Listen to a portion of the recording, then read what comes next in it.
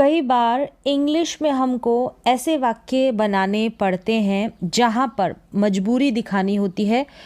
तो मजबूरी वाले वाक्य और बिना मजबूरी वाले वाक्य हम कैसे बनाएंगे? जहाँ पर मजबूरी दिखाई दे, ठीक है, कोई ऑब्लिगेशन दिखाई दे, तो उस तरीके के सेंटेंसेस हम किस तरीके से बनाएंगे। और कोई ऑब्लिगेशन ना दिखाई दे, कोई मजबूरी ना दिखाई दे, जहाँ पर हम पूरी प्लानिंग के साथ वो काम करते हैं, तो किस तरीके से बनाएंगे। तो देखिए, सबसे पहले मजबूरी वाले वाक्य, ऑब्लिगेशन वाले वाक्य हम किस तरीके से बनाएंगे, किनका यूज़ करेंगे? Has to, have to, had to, will have to और हैविंग टू का यूज़ करेंगे। अब इनकी हिंदी क्या होगी? इनकी हिंदी होगी कोई काम करना पड़ता है। कोई काम करना पड़ता है, ये तो प्रेजेंट में हो जाएगा, और हैड टू का यूज़ पास्ट में हो जाएगा, विल हैव टू का फ्यूचर में, और हैविंग टू जो है वो कॉन्टिन्यूस टेंस की जैसे कंटिन्यूटी को बताएगा।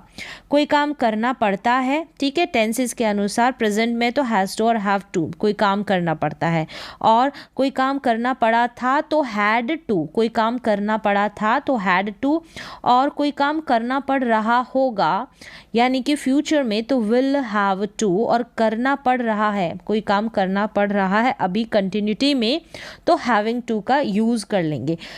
तो आप मजबूरी वाले वाक्य इनका इस्तेमाल करके बना लेंगे। चलिए कुछ सेंटेंसेस की प्रैक्टिस कर लेते हैं। जैसे कि मुझे रोज़ ऑफिस जाना पड़ता है, तो यहाँ पर मेरी मजबूरी है कि मुझे रोज़ ऑफिस जाना पड़ता है, तो हम यूज़ करेंगे I have to go to office daily. तो यहाँ पर हैव टू का यूज़ कर लिया है। तो सब्जेक्ट के अनुसार आपको हैज़ और हैव का यूज़ कर लेना है। जैसे कि आपको पता है, अगर सब्जेक्ट ही, शी, इट और सिंगुलर होगा ना, वहाँ पर हमेशा हैज़ लगेगा। अगर सब्जेक्ट प्लूरल होगा ना, और आई, वी, यू, दे, इनके साथ प्लूरल और आई, वी, यू, दे, इनके साथ आप हैव का यूज़ करेंगे। सिंगुलर होगा ही, शी, इट, तो हैज़ का यूज़ करेंगे, और प्लूरल होगा तो हैव का यूज़ करेंगे। आई के साथ हैव लगेगा, ठीक है।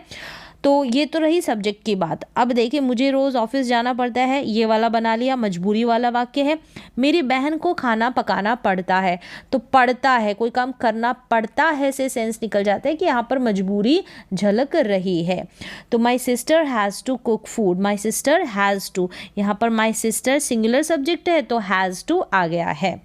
अब यहाँ पर जान ले कि नेगेटिव सेंटेंस हम कैसे बनाएंगे। नेगेटिव बनाने के लिए हमको टेंसेस के अनुसार उनकी हेल्पिंग वर्ब लेनी पड़ेगी। तो यहाँ पर प्रेजेंट की बात है तो डज नॉट और डू नॉट हेल्पिंग वर्ब है। जैसे कि मुझे खाना नहीं बनाना पड़ता है, या फिर मुझे रोज़ ऑफिस जाना नहीं पड़ता है, तो इस तरीके से। तो I do not have to go to office daily, तो डू नॉट फिर हैव टू लगा है, इस तरीके से यूज़ करेंगे नेगेटिव सेंटेंसेस में। आप डू नॉट फिर हैव टू लगाएंगे।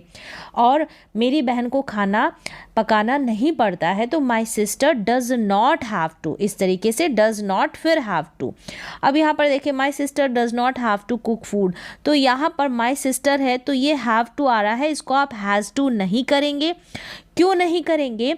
क्योंकि ये जो डज आ गया ना, तो डज के साथ हम हैव का ही यूज़ करते हैं, डज के साथ आप हैज़ का यूज़ नहीं करेंगे, ये आप ध्यान रखें। अगर यही सेंटेंस पॉजिटिव होता, हम डज नॉट का इस्तेमाल नहीं करते, तो यहाँ पर हमने देखा, अभी हमने यहाँ पर हैज़ टू का यूज़ किया है, तो आपको याद रखना है डज नॉट के साथ हम हैव का यूज़ करेंगे, डज नॉट हैज़ का यूज़ नहीं करते हैं। अब चलिए अगले सेंटेंस की तरफ। मुझे कल खाना बनाना पड़ा, तो यहाँ पर पास्ट की बात हो गई, यानी पास्ट टेंस की यहाँ पर मजबूरी दिखाई जा रही है, पास्ट समय की। जैसे मुझे कल खाना बनाना पड़ा या पड़ा था, ऐसी भी एंडिंग हो सकती है। तो I had to cook food yesterday, had to, तो यहाँ पर हैज़ टू हो गया, हैव टू हो गया। इनके बगल में टू के बाद में अगर वर्ब आएगी, इन सभी के बगल में वर्ब की फर्स्ट फॉर्म का यूज़ होगा। टू के बगल में वर्ब की फर्स्ट फॉर्म ही लगानी है। चलिए अब नेगेटिव देख लें। नेगेटिव के लिए हमको क्या करना पड़ेगा? हमको डिड का सहारा लेना पड़ेगा। जो पास्ट है ना, उसकी जो हेल्पिंग वर्ब है वो डिड है। प्रेजेंट की जैसे डू और डज है ना, डज नॉट, डू नॉट, तो उसी प्रकार से हम डिड नॉट का यूज़ करेंगे। तो यहाँ पर देखें एक चीज़ और, कि मुझे कल खाना बनाना नहीं पड़ा, तो I did not have to cook food yesterday.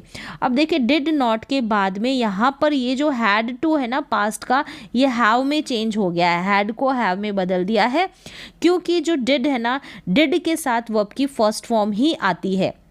ठीक है, तो डिड भी अपने बगल में वर्ब की फर्स्ट फॉर्म लेता है, तो यहाँ पर हम यूज़ करेंगे हैव का। तो डिड नॉट के साथ हमेशा हैव का यूज़ होता है, हैज़ का यूज़ नहीं होता है, हैज़ का यूज़ नहीं होता है, और हैड का यूज़ भी नहीं होता है।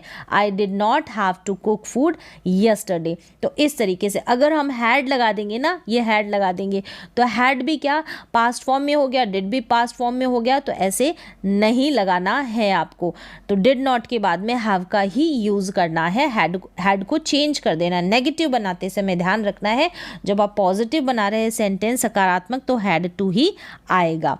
चलिए, मुझे कल इंग्लिश पढ़नी पड़ेगी, फ्यूचर में बनाना है, तो I will have to study English tomorrow, will have to. और नेगेटिव बनाना है तो विल नॉट हैव टू। इसमें ज़्यादा ध्यान रखने की कोई आवश्यकता नहीं है, बस आपको ध्यान रखना है डिड नॉट के बाद में हैव टू लगाना है, हैड टू नहीं लगाना है, और डज नॉट के बाद में, डू नॉट के बाद में तो हैव टू लगेगा ही, ठीक है।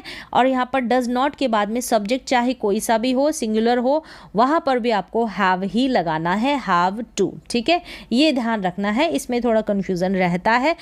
अब आगे देखिए हैविंग टू का यूज़, ठीक है, कंटिन्यूटी के सेंस में हैविंग टू यहाँ पर पढ़ रहा है, ठीक है, इसको कर ले, पढ़ रहा है, कोई काम आपको करना पड़ रहा है या करना पड़ रहा था, तो वहाँ पर आप यूज़ करेंगे हैविंग टू। अब यहाँ पर हैविंग टू का तो हमको करना पड़ रहा है क्या या करना पड़ रहा था, दोनों में ही यूज़ करना है, दोनों ही सेंस में। बस यहाँ पर टेंसेस के अनुसार हैविंग टू से पहले अगर प्रेजेंट में कोई काम करना पड़ रहा है तो इज़ एम आर का यूज़ करना है, अगर पास्ट टेंस में पास्ट टाइम में कोई काम करना पड़ रहा था तो वॉज का यूज कर ले। देखें, मुझे खाना पकाना पड़ रहा है, क्योंकि जैसे हम कंटिन्यूस टेंस बनाते हैं ना, is am are was were, इनके बाद में वर्ब में आईएनजी लगा देते हैं, तो ये आईएनजी वाली वर्ब हैविंग हो गई है, ठीक है, कंटिन्यूस टेंस की जैसे। तो मुझे खाना पकाना पड़ रहा है या बनाना पड़ रहा है, तो I am having to cook food, I am having to cook food. अगर नेगेटिव बनाना है तो I am not having to cook food, I am not having to cook food. अब यहाँ पर मुझे खाना पकाना बनाना या पकाना पड़ रहा था, यानी पास्ट में, तो I was having to cook food, यहाँ पर वॉज लग जाएगा, यानी कि पास्ट की अगर बात होगी। तो यहाँ पर चेंज हैविंग टू में नहीं होगा, इज एम आर और वॉज वर में ही बदलाव होगा, सब्जेक्ट के अनुसार और टेंस के अनुसार। तो यहाँ तक आपने सीख लिया कि मजबूरी वाले वाक्य हम कैसे बनाते हैं, ठीक है, जहाँ पर मजबूरी झलकती है, मजबूरी वाला सेंस आता है। अब यहाँ पर देखिए, हम is to, am to, are to, was to, were to का इस्तेमाल करके ऐसे वाक्य बना सकते हैं जहाँ पर हमारी पूरी योजना होती है, प्लानिंग होती है, हम प्लानिंग के साथ कोई काम करते हैं, तब वहाँ पर हम is to, am to, are to, was to, were to का इस्तेमाल करते हैं। तो आपको सेंस को पकड़ना है कि मजबूरी वाले सेंस में हम किन का इस्तेमाल करेंगे, और जहाँ पर हमारी योजना होती है, प्लानिंग होती है, तो वहाँ पर हम कौन से जो वर्ड्स है, कौन सी हेल्पिंग वर्ब्स है, उनका इस्तेमाल करते हैं। तो सेंस के अकॉर्डिंग आपको पकड़ना है। अब देखें, काम करना है या काम करना था, तो एंडिंग करना है या करना था इस सेंस में हो सकती है। अगर हिंदी में अगर आप पहचान देखें तो काम करना है, ठीक है, यानी प्लानिंग के साथ तो प्रेजेंट में, और काम करना था प्लानिंग के साथ पास्ट में। तो ये तो हो गई हिंदी की पहचान। अब हम देख लेते हैं, यहाँ पर पता तो चल गया है मजबूरी वाले और आपको योजना के साथ जो सेंटेंसेस बनाते हैं। थोड़ा सा हम टेबल की हेल्प से देखें, ऐसे सीख लेते हैं। जैसे मजबूरी वाले वाक्य यहाँ पर हो जाएंगे, प्लानिंग के साथ जो काम करते हैं, प्लान के साथ, योजना के साथ, वो यहाँ पर हो गए। देखें, मुझे पढ़ाई करनी पड़ती है, मुझे पढ़ाई करनी पड़ती है, तो पड़ती है से तो मजबूरी झलक रही है, लेकिन ये आपको देखना है, ठीक है, आपकी लैंग्वेज में, कि अगर आपके सेंस में मजबूरी झलकती है तो आप हैज़ टू, हैव टू, ठीक है, टेंसेस के अनुसार यूज कर लेंगे।